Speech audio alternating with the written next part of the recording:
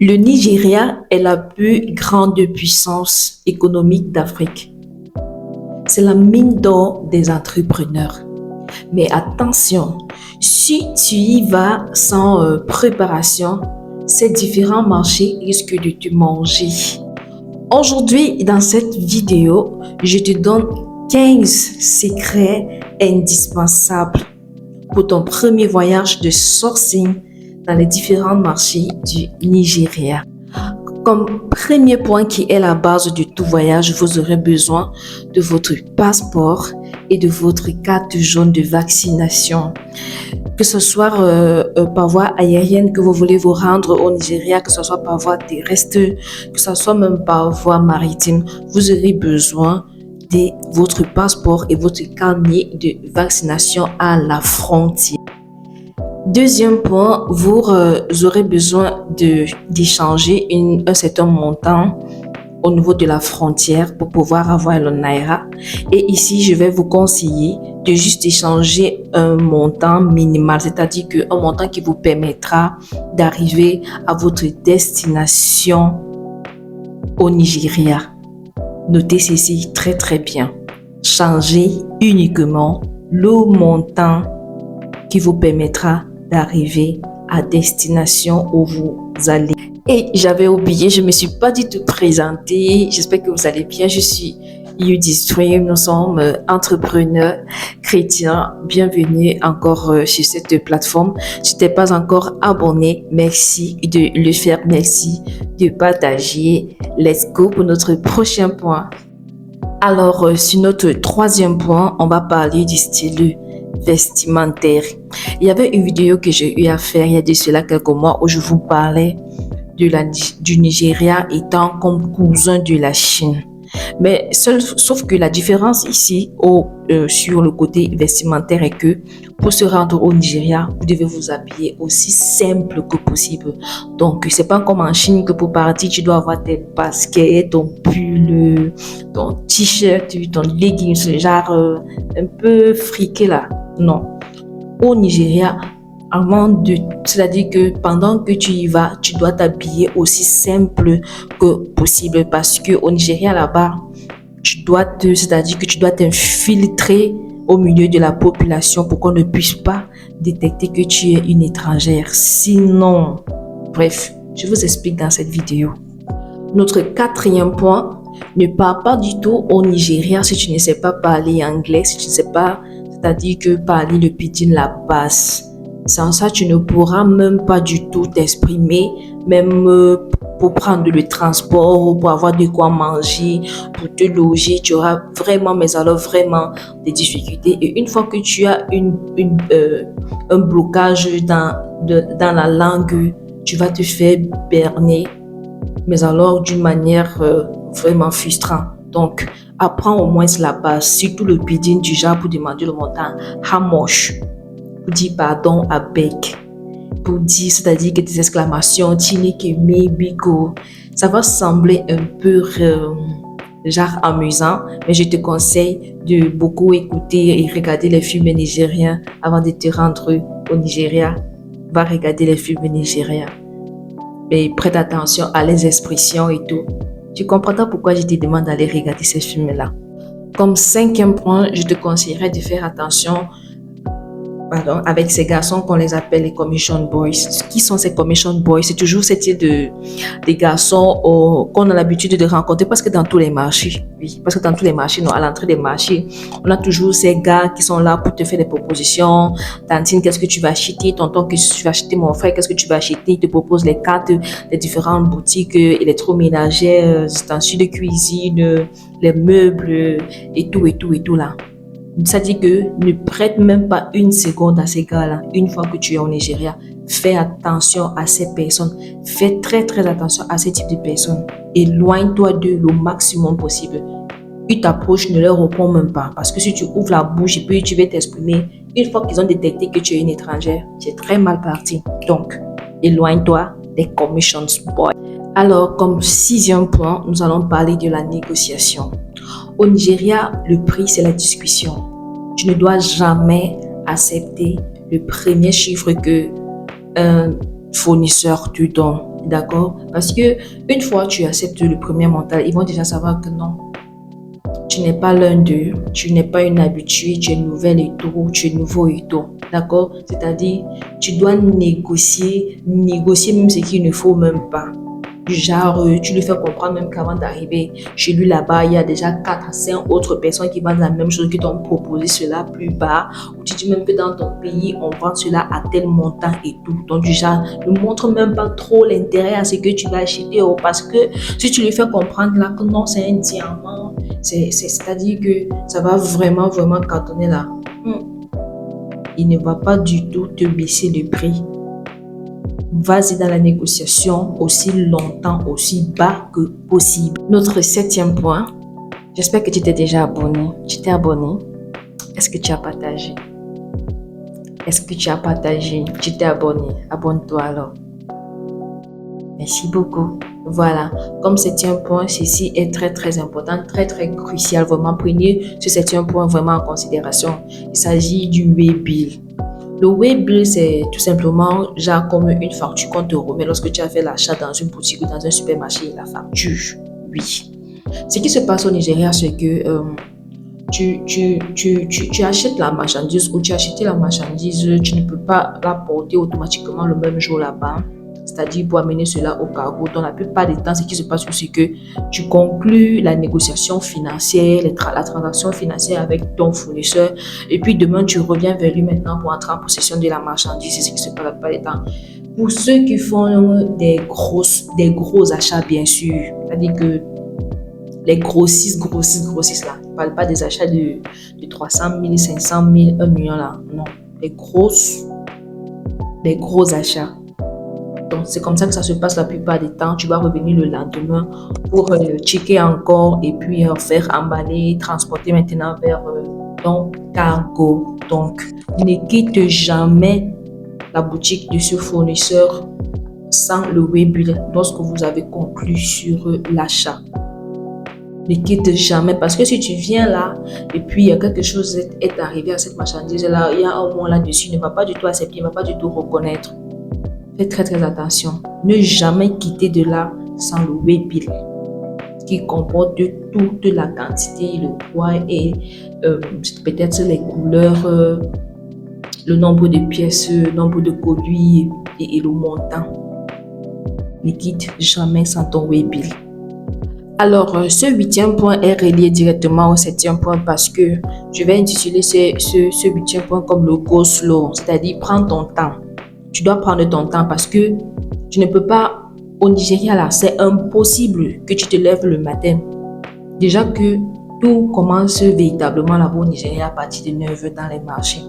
9h30, 10h par là. Donc, c'est impossible pour toi d'arriver chez ton fournisseur, choisir ce que tu veux, finir la négociation avec lui et puis emballer, porter, amener cela au cargo. C'est très, très difficile parce que les marchés d'abord sont très vastes. Quitter d'un point à un autre là, tu ne peux même pas marcher pour arriver. Il te faut prendre la moto. Et puis, il y a les embouteillages. C'est tellement saturé. Donc, prends ton temps. Go slow. Prends ton temps. Notre 9e point, ce 9e point est aussi relié avec le 8e point. C'est-à-dire, 9e point est la vérification pièce par pièce de ce que tu as acheté avant d'emballer.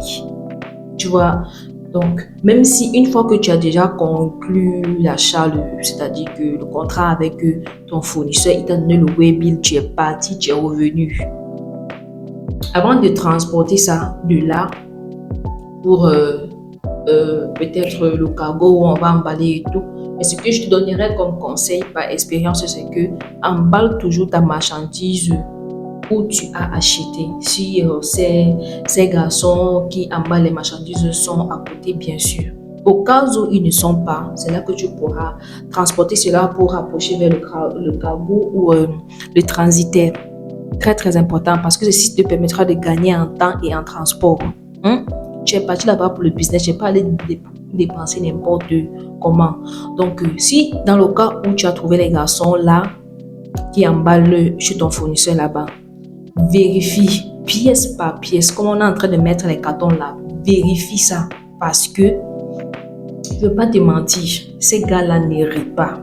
Dès que tu fermes un œil comme ça, c'est comme ça qu'un colis part. Dès que tu fais comme ça, c'est comme ça que quelque chose disparaît. Et puis tu vas rentrer, tu vas t'en rendre compte qu'il y a quelque chose qui a disparu.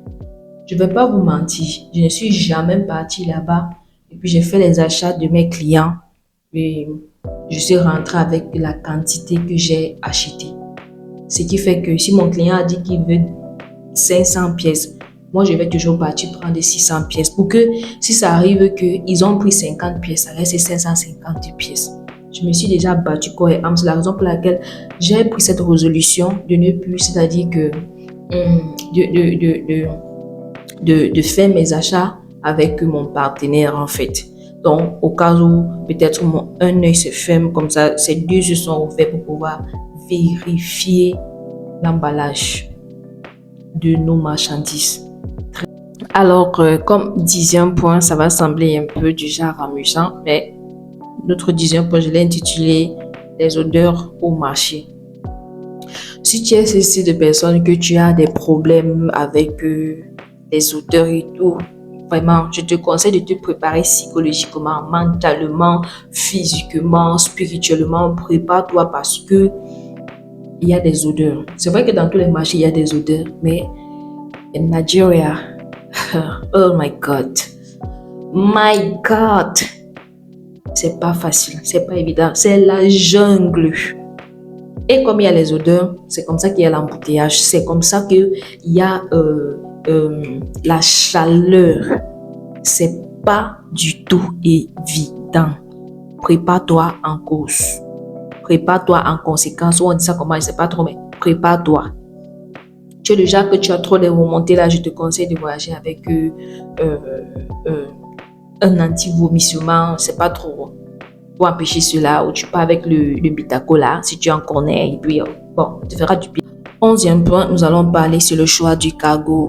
Le cargo qui transportera ta marchandise depuis le Nigeria pour ton pays de destination. Tu dois faire très attention. Au cas où tu n'as pas de cargo, tu n'as pas de transitaire, si tu as eu à bien échanger avec ton fournisseur, demande-lui un cargo ou un transitaire, mais ne demande pas dans le sens où, s'il te plaît, j'ai besoin d'un cargo et tout, tu vois. Parce que tu demandes là, ces gars-là, leurs cerveaux là, non, sont très, très éveillés. Donc, tes actions et ton comportement, ils lisent tout en fait, tu vois. Donc, comme petite astuce, je te conseille juste si tu veux demander à ton fournisseur un cargo ou un transitaire, dis-lui juste que le cargo avec qui tu as l'habitude de traiter te dérange un peu, tu ne sais pas s'il peut te proposer un autre cargo et tout. Passe pas comme ça, utilise l'intelligence pour pouvoir avoir accès à un cargo. Et puis aussi, si tu en as besoin, demande à Udis Dream. Demande-nous un cargo, je peux te confier un cargo. Peu importe ton pays, en Afrique où tu es, je vais te donner on va t'accorder un cargo. On va t'accorder un transitaire. It's not a problem, ok? So, mes femmes. 12e point, rapidement, je vais parler sur la fluctuation du Naira. C'est très conseillé et je vous conseille aussi par expérience de faire vos achats le matin. Parce que le matin, le taux du Naira est vraiment, mais alors très, très favorable comparé à midi et dans l'après-midi là. Faites vos échanges de vos notes bancaires le matin et puis faites vos achats directement.